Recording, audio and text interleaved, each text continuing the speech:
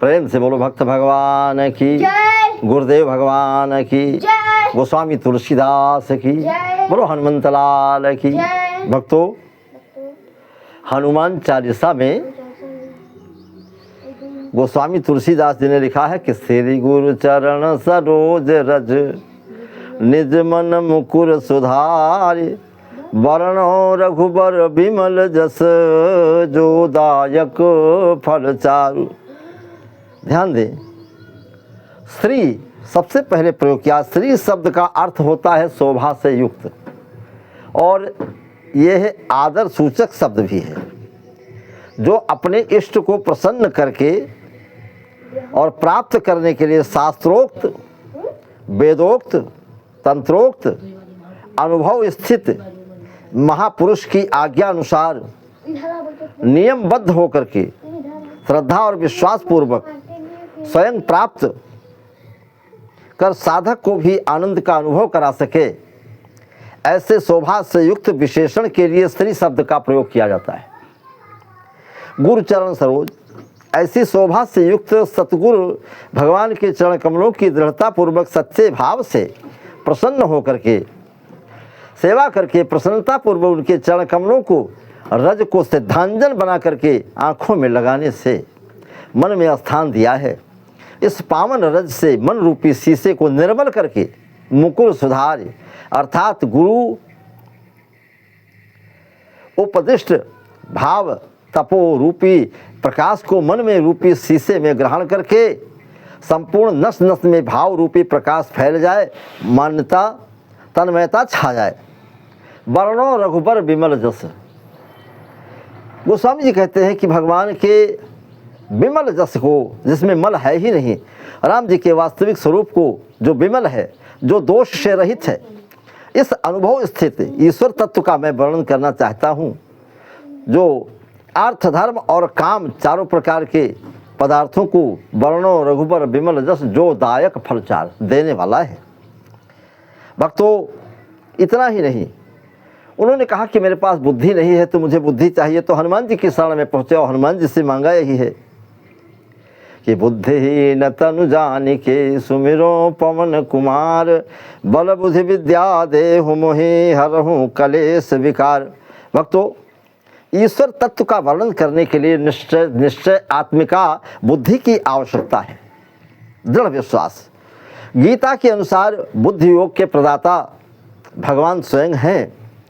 लिखा भी गया है कि ददाम बुद्धि योगं तंग एन माम उपयांत ते, बिना ईश्वर की प्रसन्नता के बुद्धि नहीं मिल सकती। इसलिए भक्त भी ईश्वर कृपा के पात्र बनने के लिए उत्सुक रहते हैं। सबसे ज़्यादा क्या चीज़ है? मुख्य वस्तु महत कृपयो, मुख्य चीज़ है भगवान की कृपा। भगवत कृपा बहुत कुछ है, स्वयं कृपा करते हैं भगवान।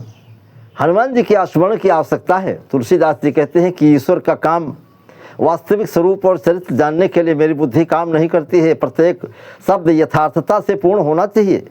जिस शब्द का अनुभव नहीं है वो न लिखा जाए और न बोला जा सके, न समझा जाए और न ही समझाया जाए, ऐसी बुद्धि से मैं हीन हूँ। गोस्वामी तुलसीदास जी कहते हैं, हे हनुमंतलाल, ज्ञान दीजिए, भक्ति दीजिए, विद्या दीजिए, बल को प्राप्त कराने के लिए हे पवन पुत्र हनुमान जी मैं आपका स्मरण करता हूँ, क्योंकि ईश्वर तत्व के वास्तविक रूप को हनुमान जी ही जानते हैं। सब लोग नहीं जान सकते, किसी दूसरे को नहीं पता है।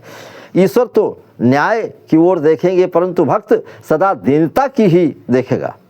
सुमिरो पवन कुमार, ऐसे हनुमान जी को याद करते हैं और कहते हैं कि बल बुद्धि विद्या देहु मोहि हरहु कलेश विकार। बल दीजिए, हर प्रकार का बल मांग लिया है, चाहे वो धन बल हो, तन बल हो और जन बल हो या धन बल हो। बुद्धि अनेक प्रकार की विद्याओं को, अनेक विद्याओं को मांग लिया है एक ही लाइन में, बल बुद्धि विद्या देहु मोहि हरहु कलेश विकार।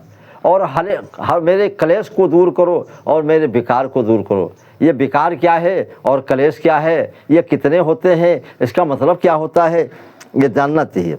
वैसे ज्ञान के और बुद्धि के प्रदाता शिव जी हैं। निर्गुण सगुण और साकार निराकार निष्प्रपंच प्रपंच आदि ईश्वर के गुणों की, ईश्वरीय माया की अच्छी तरह से समझते हैं और उन्हीं का अवतार हनुमान जी का है, वो सब जानते हैं। संसार पर कृपा करने के लिए स्वयं शिव जी ही पवन पुत्र शंकर स्वयं केसरी नंदन बन करके आए हैं।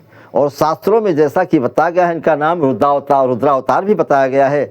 इसलिए कुछ लाइनों को मैंने आपके बीच में रखा है कि श्री गुरु चरण सरोज रज निज मन मुकुर सुधार, वर्णो रघुबर विमल जस जो दायक फलचार, बुद्धिहीन तनु जानिके सुमिरो पवन कुमार। हनुमान जी की प्रार्थना करते हैं, भगवान की कृपा से उनसे ये सब प्राप्त करके महाराज गोस्वामी तुलसीदास जी ये विश्व के पूजनीय बन गए हैं।